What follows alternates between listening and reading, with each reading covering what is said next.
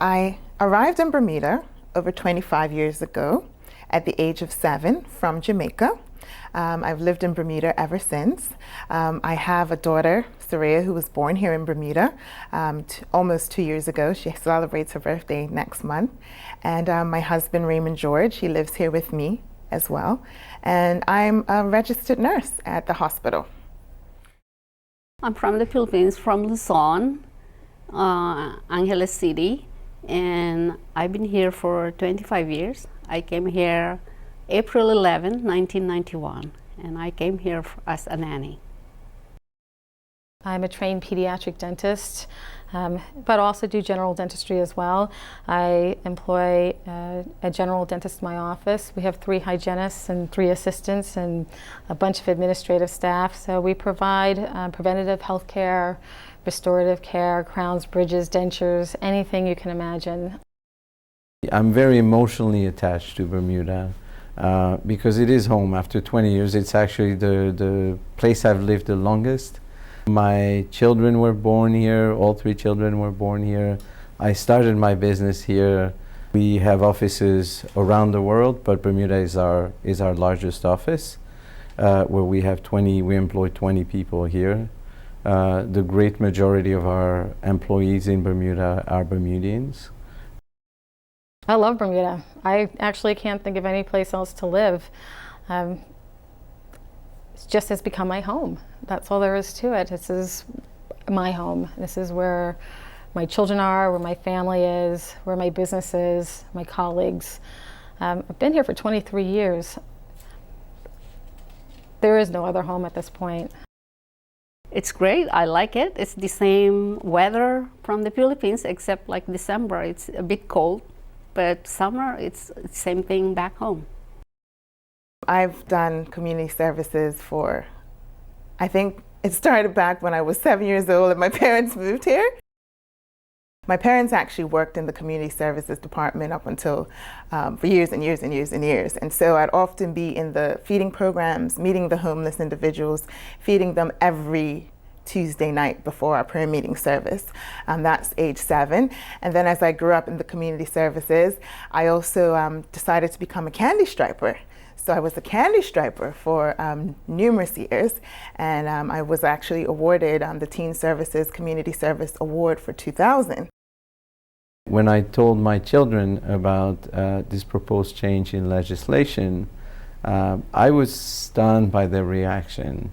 And I never thought they'd felt so strongly about Bermuda, and not only being the place that they were born, but they were all extremely excited with the prospect of finally officially belonging in a place where they thought they've always belonged. I've been working, like 5 days to 6 days a week, and my spare time, like Sunday, I go to hospital helping a pink lady. And then the rest of my time, when I have time, I help the Girl Guide for all the stuff for the Girl Guide, because I have the skills as a seamstress, so I help them too. My daughter was born, she was born stateless. And unfortunately, I had to wait for almost 18 months to have her naturalized before I could take her out of the island. So we were essentially stuck in Bermuda for 18 months. And my daughter was ill, actually. She had very, very bad case of eczema. And we had to wait till we got all the paperwork and everything sorted out before we could actually take her overseas. Although my son has recently become PRC, he's 18 years old now, last summer he only stayed 2 weeks because he couldn't work here, and he was like, look, I love this place, but I'm not a beach bum. I'm not going to hang out on the beach for a month and a half.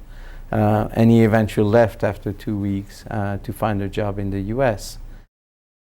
I actually need a residence to own and live in at this point. Without that, then I have no security. I'd unfortunately have to go back to the United States and kind of build my life again from there. However, my children, who I already said, well, well, most definitely live in Bermuda would definitely, it would tear our families apart. It most definitely would. So yeah, getting status would mean me being able to retire in Bermuda and to be with my family. The minute your children lose interest in the country that they feel emotionally attached to, well, naturally, you will eventually lose interest yourself. And so I don't want that to happen to Bermuda. We want family to belong. We want family to be here and feel welcome, right? And as much as the executive may be secure in their jobs, right, you have to think of their spouses, you have to think of their children, and to the extent that we lose that family unit and we make them feel like, yes, you're here, we love your economic contribution, we love your social contribution, but you know what, even after 15, 20 years, you're not part of our society, right? And at some point, people want to feel, and like I say all the time, people want to feel appreciated and wanted. I've had many instances, even not at work, but on the street, where I often find individuals who have collapsed, fainted, feel sick, being able to interact with them and being able to share with them, and they always end the statement, "It's nice to see a Bermudian nurse." And then I often have to say to them, "I'm actually not Bermudian." And they look at me, "You sound Bermudian, you're not Bermudian? Aren't you related to the?" And then I have to say, "No, I'm not Bermudian. Those are my adoptive families. But you know, I am a nurse, and I have lived here for a amount of years." So it's sort of strange again, almost every day. I have to explain to people that I'm not Bermudian. You know, I've been talking to few of the executives that have recently left the island and who had tangible job impact on the Bermuda economy. And one of the things that I was asking them as a scenario, I said, look, if the government had come to you and say, welcome to Bermuda, to you, your family, here's your PRC or here's your citizenship, we want you to stay here, you're an important part of our community, would you have stayed? Was my question to them. And I was surprised because all those that I asked the question said yes, we would have stayed.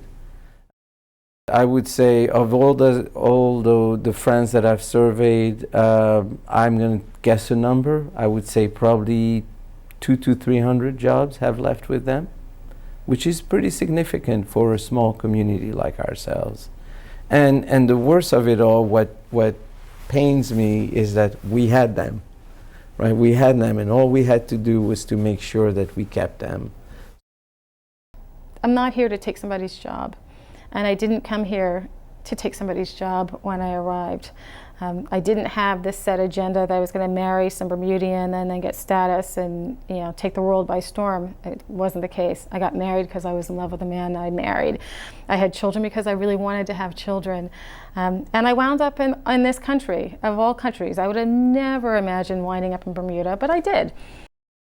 It's very unfair if I don't have any status by now, because I've been here for 25 years. I should be given status because I've produced 2 beautiful Bermudian children, which I've single-handedly raised on my own, because I have employed numerous Bermudians over the years. I employ 5 Bermudians in my office at this point in time, because I gave 6 years of my time to the health department working there, helping to support the community, and because I provide really good health care.